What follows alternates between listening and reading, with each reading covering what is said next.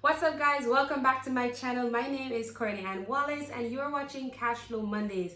This week we're going to be talking about 6 profitable business ideas that you can use for 2021. So without further ado, let's get into the video.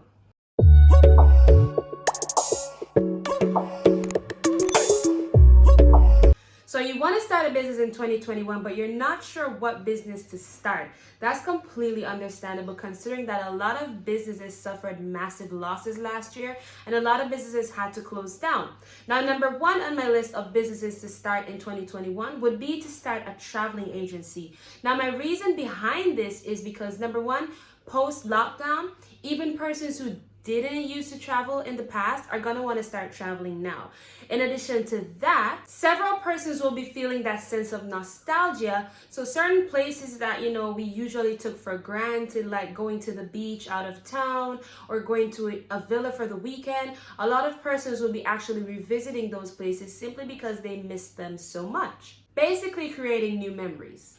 Also, with governments coming out with vaccines and several persons taking COVID protocols, a lot of persons will now feel more comfortable to travel. And a lot of persons were actually refraining from traveling last year because they were so skeptical about, bacteria in the airport, going to a foreign country. But with all of these protocols in place now, I'm almost certain that more people will be open to the idea of traveling. In addition to that, several tourist attractions as well as hotels and restaurants have dropped their prices to accommodate local tourists like myself. So for example, if there's a drop in tourism from foreign persons coming into the country, obviously they're going to make the prices more welcoming to the locals. So they're going to drop their prices, and I strongly predict that a lot of locals are going to be wanting to travel more or plan vacations more.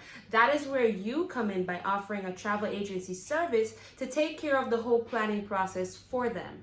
Other than that, my second profitable business idea for 2021 is to start a sanitization company where you provide bulk sanitization products to businesses as well as individuals if they want to. Now, think of it this way, with COVID protocols being implemented in each business for them to stay open, they will have a higher demand for sanitization products because they need to keep their work areas clean and they need to keep areas where customers are, interacting extremely clean. So that's where you come in to provide that product for them. In addition to that, several individuals will now be practicing safe measures by keeping themselves clean, which is why earlier I mentioned having a combination of wholesale and retail, because these persons are going to want their personal sanitizers to have on their person, maybe some disinfection wipes and stuff like that. So you can consider that as a business idea for 2021.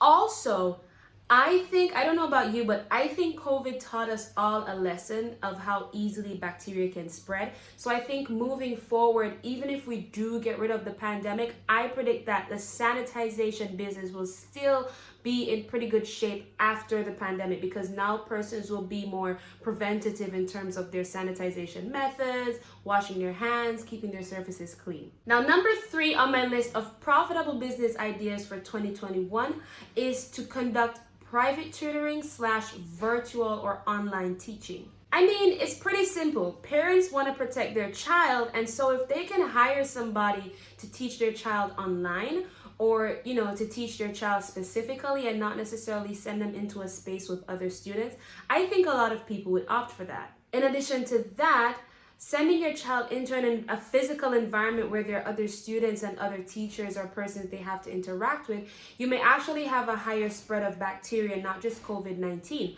So having a virtual platform where you can teach actually limits the interaction between the teacher and the student. On top of that, if you're especially doing private tutoring where this is just you and the student, the one-on-one approach is actually way more effective than the classroom approach. And so if you're into that kind of stuff, or if you're already certified, or if you're good at teaching but you're not necessarily certified, you can market yourself as a private tutor, especially because, as I mentioned earlier, lots of parents are going to be more skeptical about how their child, gets their education in, or how their child gets their learning underway. Now, when you're actually making your prices, you need to be competitive, because remember, schools are starting to reopen, especially here in Jamaica. I'm not sure about the other countries, but schools are starting to reopen. And so if you want persons to still opt for the virtual tutoring or private tutoring, you have to have a competitive price. Now, usually a school price consists of, paying for the facilities that the child may use, as well as other expenditures that comes with a child physically being in an environment all day. Now, if you're doing your prices, remember that you don't necessarily need to charge for auxiliary fees, because you're not going to be feeding the child. They're not going to be using any water or any, expenses like that. So have a competitive price that's reasonable and that the parent can afford. Now, number 4 on my list of profitable business ideas to go for in 2021 is to actually do babysitting. Now, hear me out. Just hear me out. A lot of adults are now working from home, right? So they're going to be in the same environment with their kids. And especially if you're career oriented and you're in the corporate workspace, that can be very distracting, and on top of that, very noisy. Now, considering that the child being home is a new normal, having a babysitter that can come in and monitor your child while the parent does the work can actually be very effective. And that's where you come in if you're watching this video, because you can market yourself as an in-home babysitter where you actually come there, you take care of the child, you monitor the child, and so the parent has a peace of mind in a sense, and they can work quietly and focus on the task at hand so they can make more money. If it is that you're unable to do that and you want to run the babysitting business in your space and you're going to be having other kids coming there, in order to convince the parents that, hey, this is still a safe environment, what you can do is limit the amount of kids that you take in and have a specific list of names that you take in. That way, it's a more controlled environment and you can actually control the spread of bacteria, especially if the child is only going from home to you and back home. They're not all over the place, or there's not a random kid coming in every other day, and then that increases the chance of a virus spreading or an outbreak. Now, if you really want to push yourself and you don't really go out that much, or you don't mind living with other persons, you can market yourself as a live-in babysitter.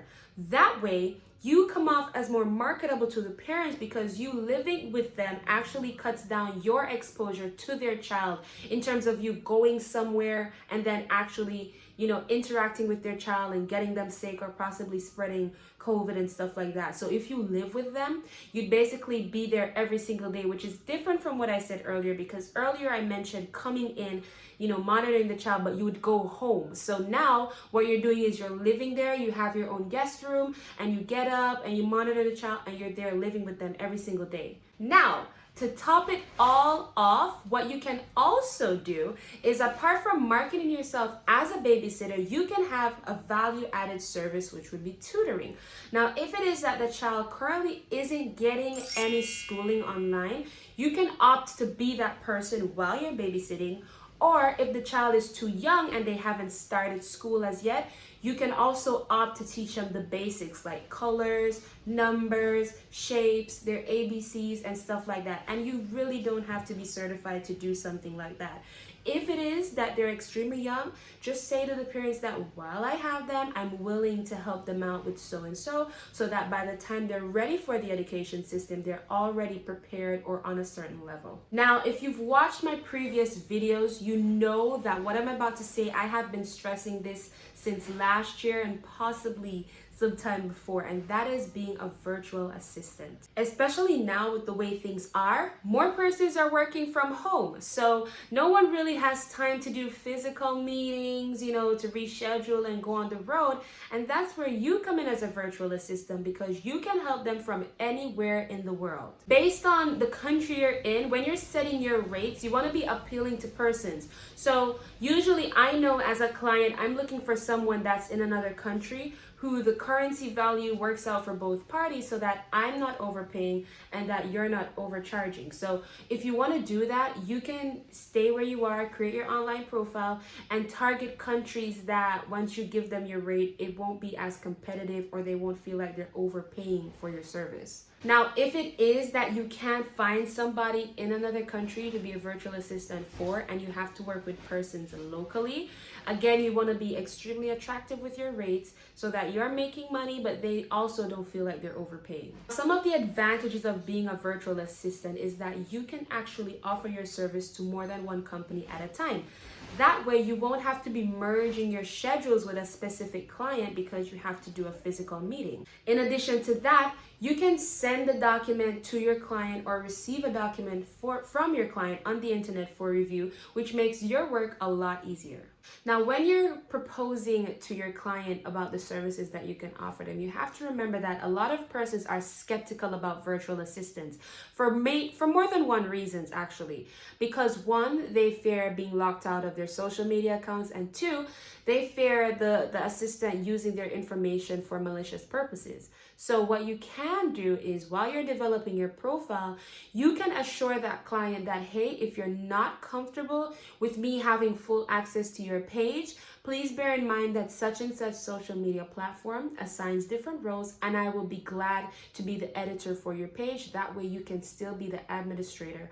Or two, I can enter a contract upon review, of course, and that way I can sign the contract so that once I have your personal information, if it is that you feel uncomfortable, you would have that peace of mind knowing that I am held to contract and that I can't use your information any way I want to. Number 6 on my list of profitable business ideas for 2021 is actually to be a content creator. And I say this because a lot of businesses are heavily investing in their social media presence. Now, some qualities that can be good for a content creator, if you're that type of person that you're extremely good at making captions that are appealing, that are laughable, that are attention grasping, you can be a content creator. This job is definitely for you, especially if you're good at making aesthetically pleasing content. In addition to this, a part of your business would actually be to research the client's industry and to find popular hashtags that they use. That way, once you actually do the work for your client, they can see an increase in traffic to their page and also engagement, because once you're using these hashtags, you're going to be pulling traffic to that social media page, and they will be happy to pay you to do the same job for them once more because they saw results, so they have no issues giving you their money in the future. Once you're creating your prices, I would recommend actually doing it by packages, which means that you would have, for example, package number 1, package number 2, package number 3, and one package would have a specific number of content pieces that you would make, for example, flyers or videos. It would also have a number of social media platforms that you will post on if that is included in your packaging, and also it will contain the number of times you will post on that page. So for example, let's say you have an Instagram page. In your package you can have 30 pieces of content for the month. However, I will post 15 of them on your behalf. And on top of that, if you're interested in me posting on your Pinterest page as well, I can do that for you. And then that would be your smallest package. And then after that, you can increase the number of content that you create, the number of times you post, and then you have a price increase on your other packages. That's it for my list of profitable business ideas for 2021, guys. I hope you enjoyed the video. I will see you guys in the next video. Take care, guys. Goodbye.